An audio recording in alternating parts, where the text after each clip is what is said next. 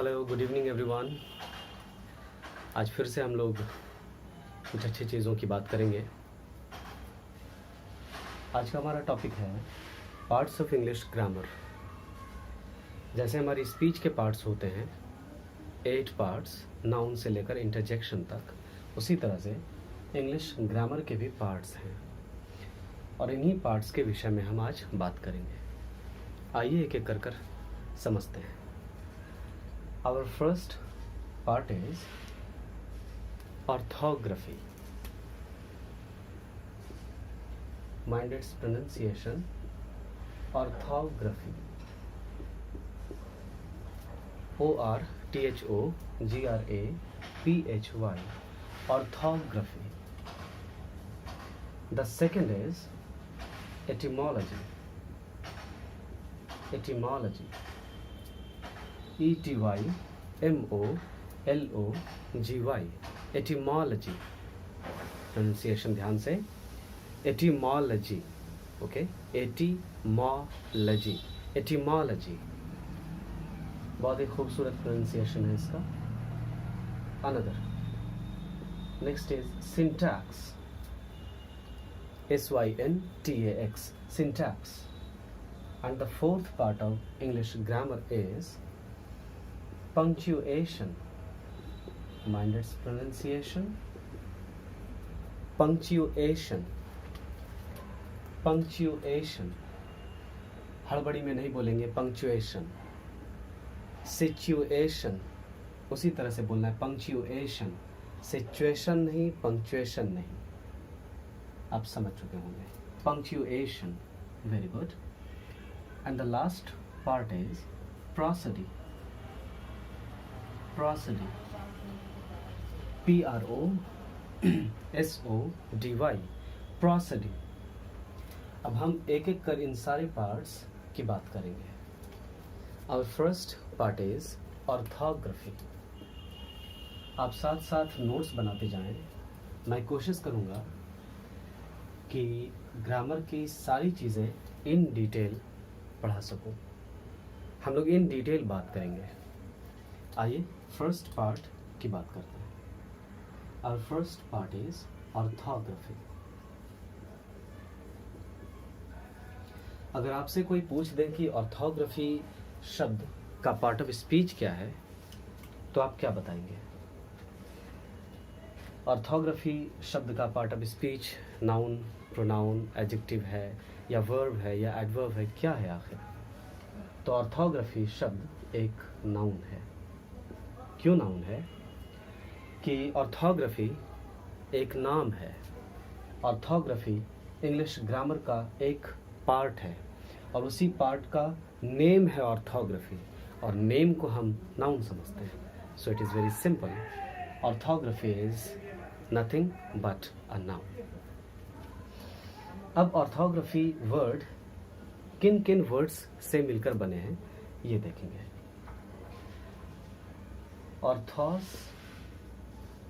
Plus graphene, इन्हीं दो शब्दों से मिलकर ऑर्थोग्राफी बना है, जहां ये दोनों ही शब्द ग्रीक लैंग्वेज से आते हैं।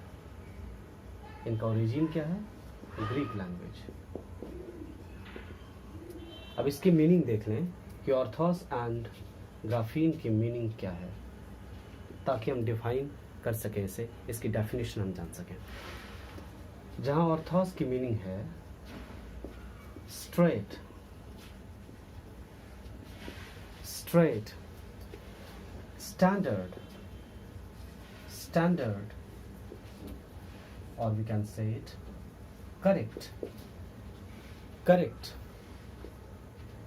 प्लस ग्राफीन की मीनिंग है टू राइट, टू राइट, लिखना। इनकी मीनिंग से ही हमें इसकी डेफिनेशन का अंदाज़ा लगने लगा है। क्या? कि ऑर्थोस मीन्स करेक्ट, स्ट्रेट। कोई चीज़ स्ट्रेट है मतलब ठीक है, गलती नहीं है। कोई चीज़ स्टैंडर्ड है, इसकी मीनिंग कि वह एक पैरामीटर बन चुका है, उसमें कोई भी एरर नहीं है, कोई फॉल्सिटी नहीं है। इट मीन्स चीज़ एक करेक्ट है। यानी हम करेक्ट चीज़ों की बात करेंगे। और ग्राफीन मीन्स लिखना, यानी हम कुछ लिखेंगे और वो करेक्ट लिखेंगे। This is orthography. तो क्या लिखेंगे और करेक्ट लिखेंगे? स्पेलिंग्स हम करेक्ट लिखेंगे, यानी वर्ड्स में जो स्पेलिंग्स हम लिखते हैं अगर उसकी स्टडी हमें ठीक ठीक कोई पार्ट कराता है तो वही ऑर्थोग्राफी कहलाता है।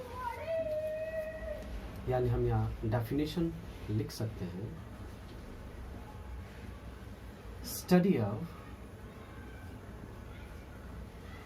या आप कहें यूज ऑफ। ध्यान रहे इसका प्रोनाउंसिएशन नाउन के तौर पर यूज पढ़ना है, ना कि यूज। स्टडी ऑफ, और we can say use of what? Correct spellings, सही हेजे का अध्ययन करेंगे। Study of correct spellings where? In words, शब्दों में। यानी कोई भी शब्द हमारे पास लिखा हुआ है, उन शब्दों में स्पेलिंग्स करेक्ट है या नहीं है, इसकी स्टडी अगर हम करें तो यही पार्ट इंग्लिश ग्रामर का ऑर्थोग्राफी कहलाता है। इन सिंपल, ऑर्थोग्राफी हमें वर्ड्स की स्पेलिंग्स की स्टडी कराता है। That is it. अब हम नेक्स्ट एटिमोलॉजी की बात करें। आप चाहें तो नोट्स साथ साथ बना सकते हैं, और इतने अच्छे से आप सीख रहे हैं, सुन रहे हैं, इसका फायदा जरूर होगा। Next is etymology. Etymology, mind it's pronunciation, etymology. This word is again a noun. चूंकि एटिमोलॉजी भी एक नाम है, इंग्लिश ग्रामर के पार्ट का नाम है, और नाम को हम नाउन समझते हैं, इसीलिए एटिमोलॉजी वर्ड अपने आप में एक नाउन है। अब एटिमोलॉजी वर्ड किन किन वर्ड से मिलकर बने हैं? तो वो है एटिमॉन प्लस लॉजी, और ये दोनों शब्द भी ग्रीक लैंग्वेज से लिए गए हैं। एटिमॉन प्लस लॉजी, और जहां इनकी मीनिंग है, एटिमॉन मीन्स द ट्रू ओरिजिन। किसके? The true origin of words.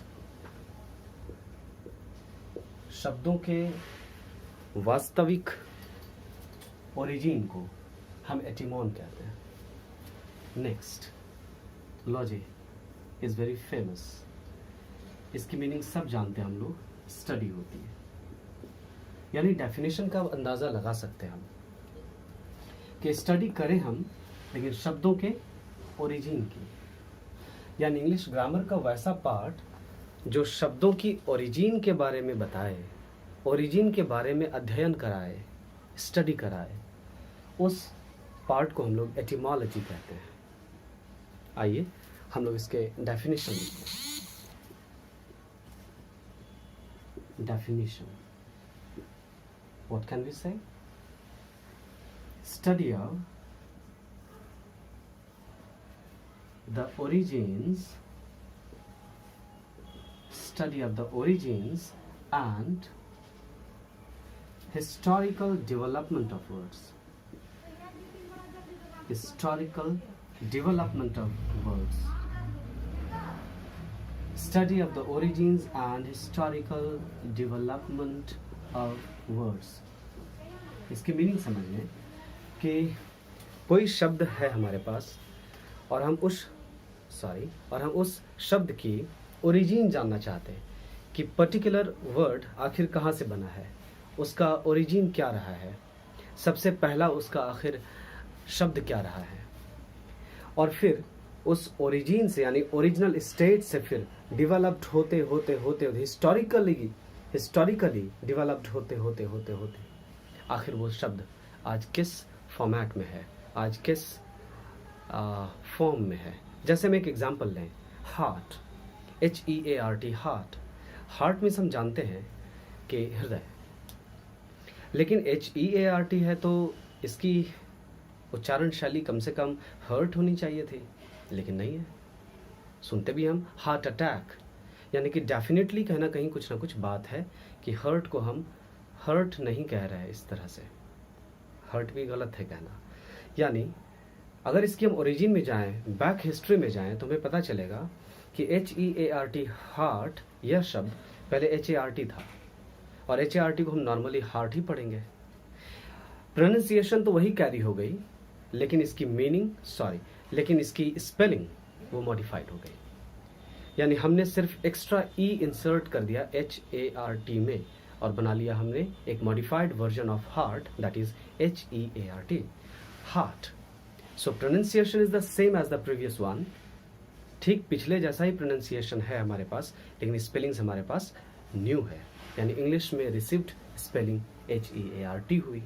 यानी हमने क्या देखा कि हार्ट वर्ड का एटिमोलॉजी क्या था, तो हार्ट था।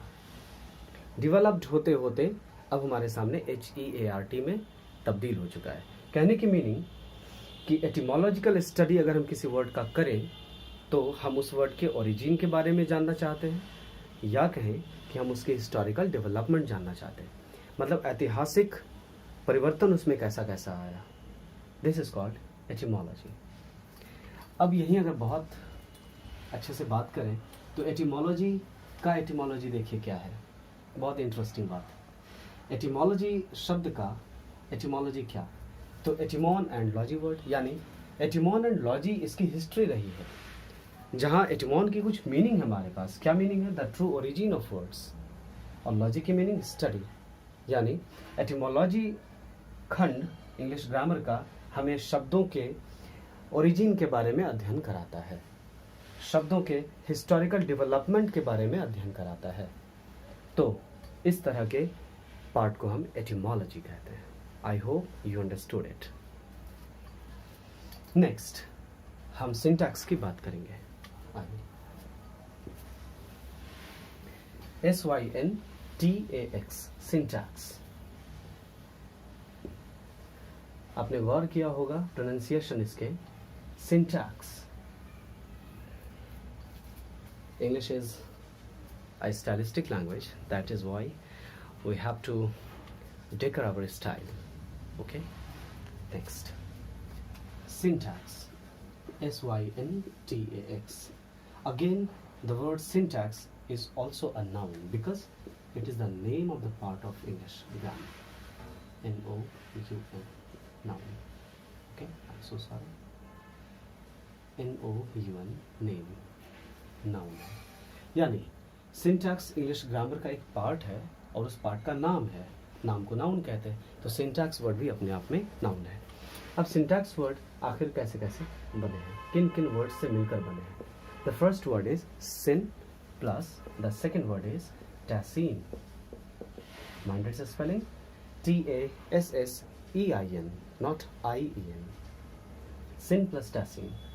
Again, these two terms have come from the Greek language.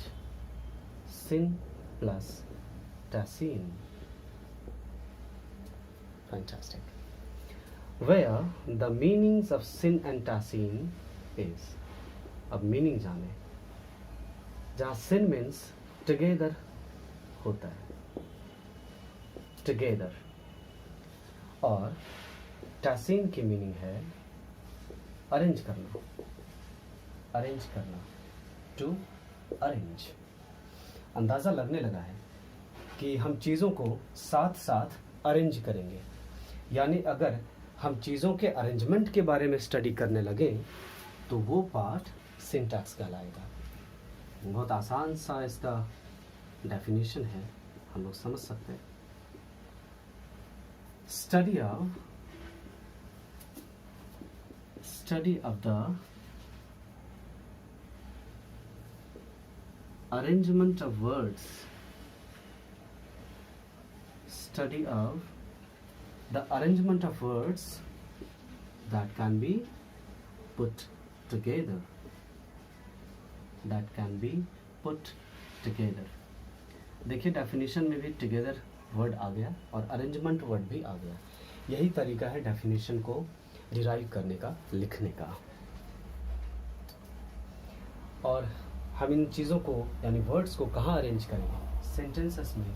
तो सिंपल सी बात, in a sentence we can say, in a sentence.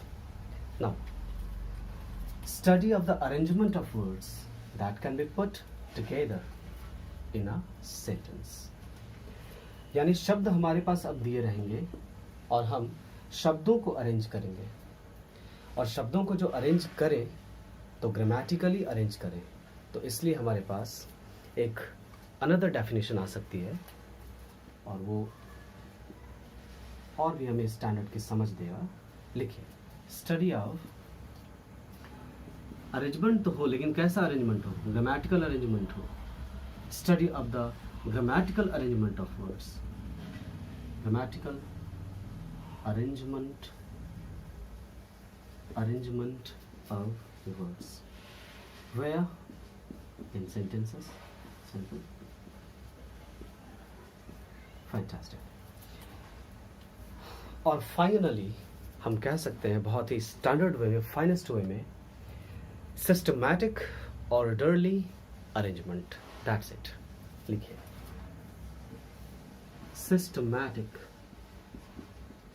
Systematic orderly arrangement.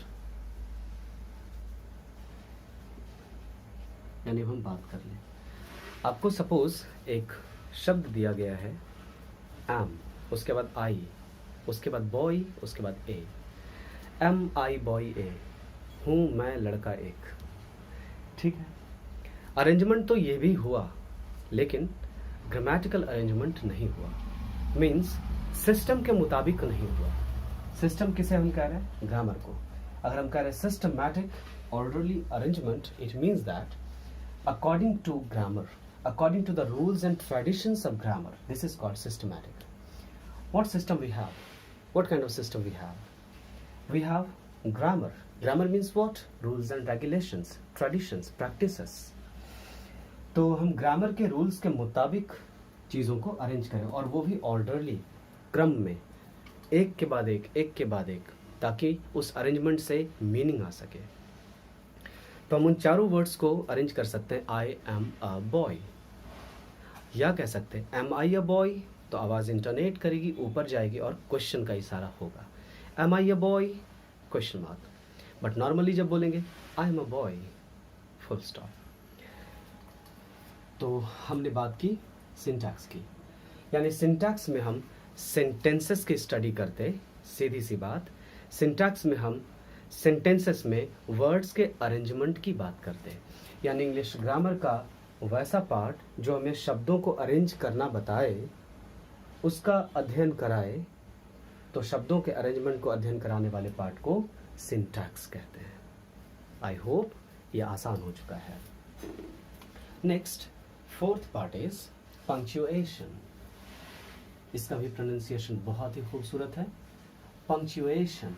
हम लोग बहुत हड़बड़ी में बोल देते हैं पंक्चुएशन, रॉन्ग। Punctuation, situation.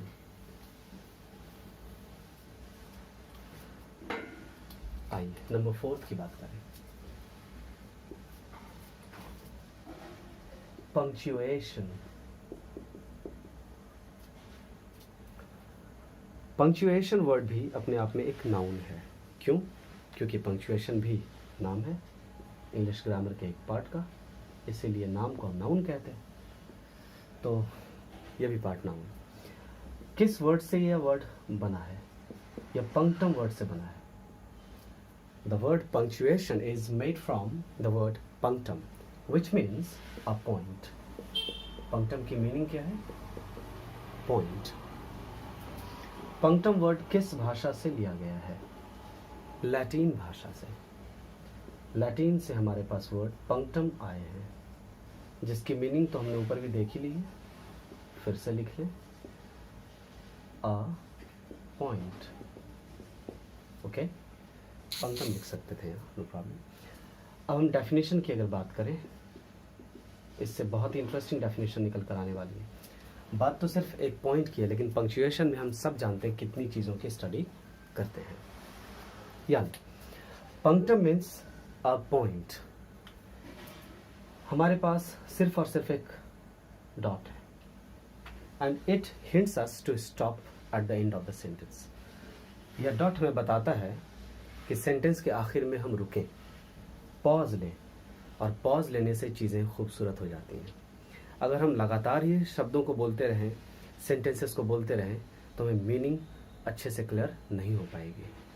यानी in order to clarify the meaning of the sentences we need to stop, we need to take pause. Okay, हमें पॉजेज लेने चाहिए, पॉजेज से चीज़ें खूबसूरत होती हैं। अब पॉजेज हमें थोड़े कम देर के लिए अगर लेना पड़े